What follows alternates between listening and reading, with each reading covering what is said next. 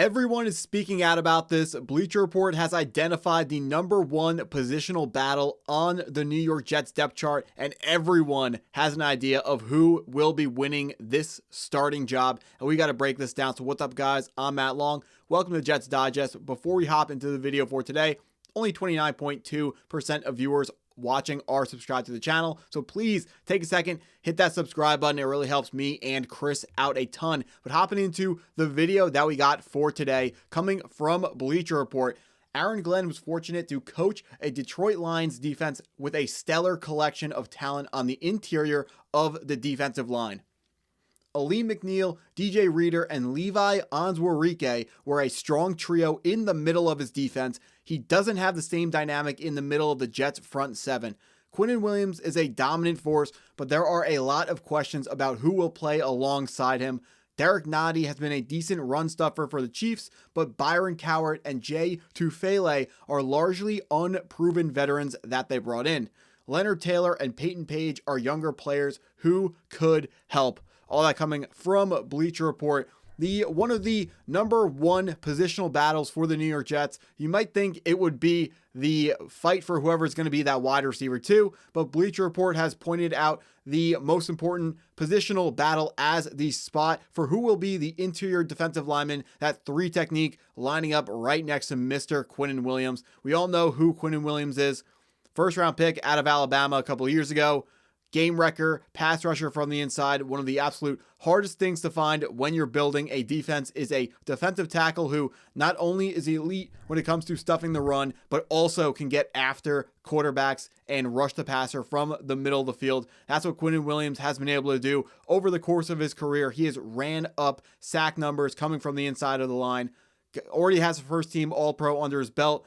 Very, very worthy of that third overall pick that we spent on him. But now the New York Jets need to go ahead and figure out who is going to be the defensive tackles playing next to him. We brought in Derrick Nnadi from the Kansas City Chiefs over in free agency, signed him to a small deal, and signed a couple more players I'm going to talk about later in this video to a small deal. And now Aaron Glenn has to figure out who is going to be the next guy next to Quinnen Williams. Derrick Nnadi, as the article described, a very good run stuffer, but not someone who can get after the quarterback the same way that a Quinnen Williams can. Now, we know the offenses going up against Quinnen Williams are going to give Quinnen a double team, which is going to give single team blocks to everyone else on the defensive line. So now you need to question yourself. Does that mean would you rather take the run stuffing of Nnadi and hope that with his limited pass rushing ability, because he gets a single blocker to beat, he can maybe go ahead and run up some sack numbers like that?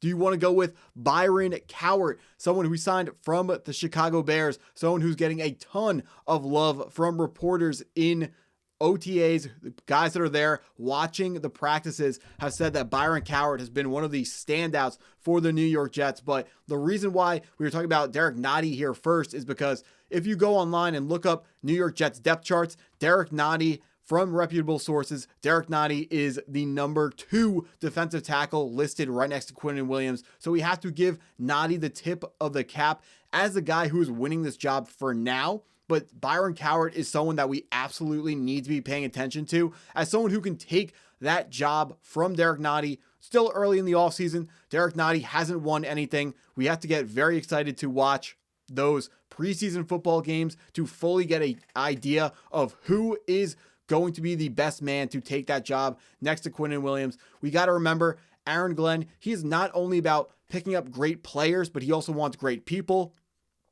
All of these guys fighting for this second defensive tackle spot, they're going to make sure that they are being leaders off the field, lifting their fellow teammates up in the locker room, and overall just handling themselves in a way that is conducive to a pro football player and conducive to what Aaron Glenn wants a New York Jets player to look like. It's no longer are Jets players going to be the guys that are going out and getting mono like Sam Darnold because he's going out and partying in New York. They're not going to be going out and saying stuff to the media like Jamal Adams. They're not going to be throwing teammates under the bus like Aaron Rodgers. They're going to be actually coming together and understanding that they have to play for each other as much as they play for themselves. Last year, we watched pretty much what was a roster and not a team. The New York Jets had great players, but they didn't play together. There wasn't a sense of camaraderie. There wasn't a teamwork ship that was shared. There was no bond shared between the players.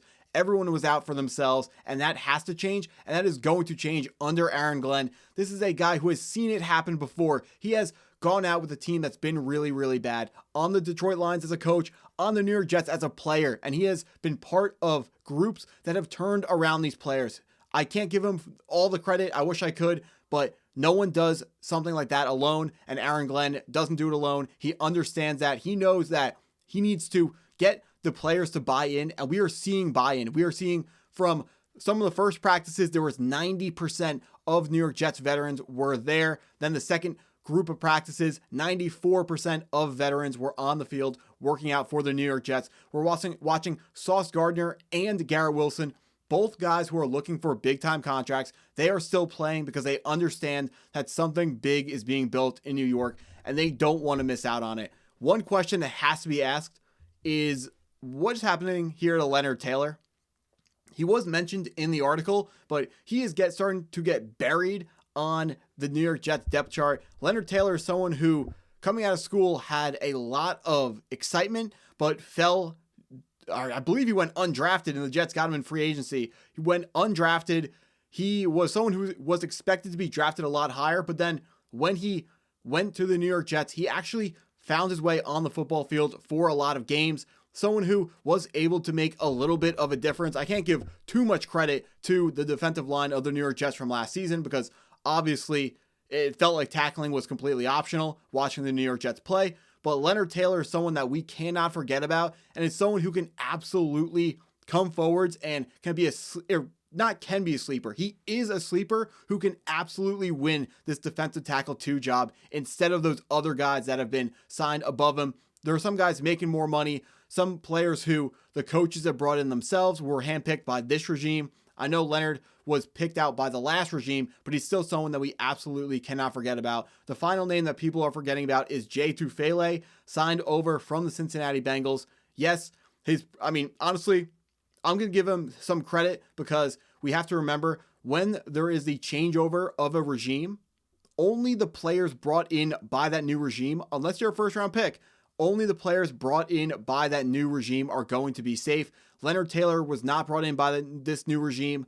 Jay Tufele was. So even though Tufele's PFF grades are absolutely terrible, even though I have never heard of him before he came to the New York Jets, Jay Tufele does have a little bit of a heads up or a head start over Leonard Taylor for winning this final starting defensive tackle position. The ESPN depth chart of the New York Jets also supports this theory that Jay Tufele is going to be ahead of Taylor.